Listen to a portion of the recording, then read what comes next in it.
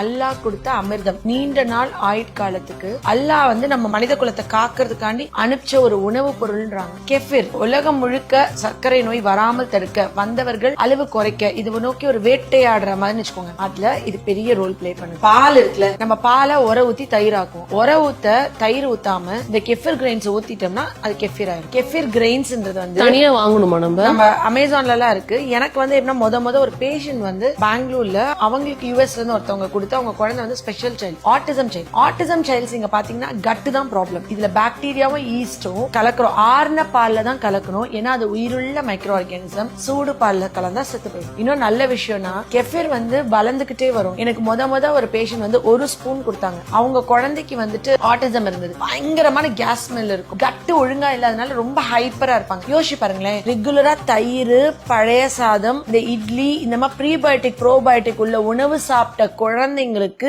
Craving for junk foods இருக்காது. It's open challenge. Try பண்ணி பாருங்க. குழந்தை நிறைய சாக்லேட் சாப்பிடுறாங்க. நம்மளே இந்த பிரபஞ்சத்துல ஒரு கிருமி தான். இந்த பெரிய பிரபஞ்சத்துல எல்லாருமே ஒரு லிவிங் ஆர்கானிசம்ஸ். அதுல நம்ம வாழ்றதுக்கு நல்ல கிருமியும் இருக்கும், நம்ம உடம்புல கெட்ட கிருமியும் இருக்கும். இந்த நல்ல கிருமி நம்மளுக்கு கிரேவிங் கொடுக்காது. கண்டதையும் ஒரு பசிக்க நல்லா ஏதாவது ஸ்நாக்ஸ் சாப்பிடணும், ஒரு கண்டதையும் சாப்பிடணும், ஒரு நொறுக்கு தீனி சாப்பிடணும், அந்த கிரேவிங் கொடுக்காது. இந்த கெஃபிர் வந்து ரெகுலரா நீங்க குழந்தைங்களுக்கு கொடுக்கும் பொழுது அவங்க கட்ல வந்து நல்ல ஃபர்ஸ்ட் 4 நாள் வந்து வயிறு கொஞ்சம் ஊதிட்டு பேட் ஸ்மெல்லோட கேஸ் போகும். ஏன்னா இது பேட் பாக்டீரியாவை கொல்லும். 2021லயும் 19ல 2017 3 ரிசர்ச் நடந்திருக்கு. அந்த ரிசர்ச்ல வந்து இந்த கெஃபிர் கிரெயின்ஸ்ல சால்மன் டைஃபாய்டு காஸ் பண்ணதுல அந்த கிருமியை இதுல ஆட் பண்ணிருக்காங்க. நார்மல் மில்க்ல ஆட் பண்ணிருக்காங்க. மில்க்ல அது எப்படி வளர்ந்துச்சுனோ இதுல அது கலந்த அளவை விட எவ்வளவு குறைஞ்சி காணாம போச்சுன்றது ரிசர்ச் பண்ணிருக்காங்க. அப்ப இது பேட் பாக்டீரியாஸ் நம்ம உடம்புக்கு கெடுதல் உண்டாக்கக்கூடிய கிருமிகளை இந்த கல்ச்சர் மீடியம்ல அது வளர்க்கவே விடல. அப்ப எவ்வளவு சூப்பர். நோய் தொற்று, நோய் எதிர்ப்பு சத்து கம்மியா இருக்கு. எது கெட்டாலும் சளி பிடிக்குது. ஈவன் லாக்டோஸ் இன்டாலரன்ஸ் இருக்கிற குழந்தைங்க இப்ப பால் குடிச்சா ஒத்துக்காது. ஆனா இது பிரேக் பண்ணிடுது இல்லையா?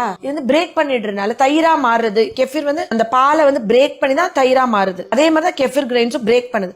அப்படி பிரேக் பண்ணும்போது அந்த மில்க் இன்டாலரன்ஸ் நல்லாவே டிஃபரன்ஸ் இருக்கும். ஃபர்ஸ்ட் இந்த பாலே லாக்டோஸ் இன்டாலரன்ஸே இருக்கவங்க என்ன பண்ணணும், கொஞ்சம் குடிச்சு பார்க்கணும். கண்டிப்பா நெகட்டிவ் எஃபெக்ட் பண்ணல, ஒத்துக்குது அப்படின்னு சொன்னா ரெகுலரா எடுத்துக்கலாம். கெஃபிர்ன்றது என்னன்னா, இந்த பக்கம் பிளாக் சி ரஷ்யாக்கு, இந்த பக்கம் ஒரு காஸ்கேஷியஸ் மவுண்டன்ஸ் சொல்லுவாங்க. அந்த மலை பகுதிகளில் வாழக்கூடிய ஒரு பாக்டீரியா அண்ட் ஈஸ்ட். நம்மளோட பழமையான விஷயம், நம்ம கிட்ட இருந்த விஷயம். ஒரு 3500 வருஷத்துக்கு முன்னாடியே ரஷ்யால எல்லாம் யூஸ் பண்ணிட்டு இருந்த ஒரு இது நம்ம இந்தியாவுக்குள்ள இப்பதான் அதை எட்டி பாக்குது. எப்படி நம்மள வந்து ஆங்கிலேயர்கள் வந்து ஒரு கிராம்புக்கும் ஏலக்காக்கும் மிளகுக்கும் இங்க தேடி வந்தாங்களோ, அந்த மாதிரி அங்க இருக்கிற நல்ல விஷயத்துல நம்ம போய் கொண்டு வந்து நம்ம மக்களுக்கு நிச்சயமா பண்ணணும்ல. அந்த மாதிரி ஒரு விஷயம் தான் கெஃபிர். அல்லாஹ் கொடுத்த அமிர்தம். நீண்ட நாள் ஆயுட்காலத்துக்கு அல்லாஹ் வந்து நம்ம மனித குலத்தை காக்கிறதுக்காண்டி அனுப்பிச்ச ஒரு உணவு பொருள்ன்றாங்க.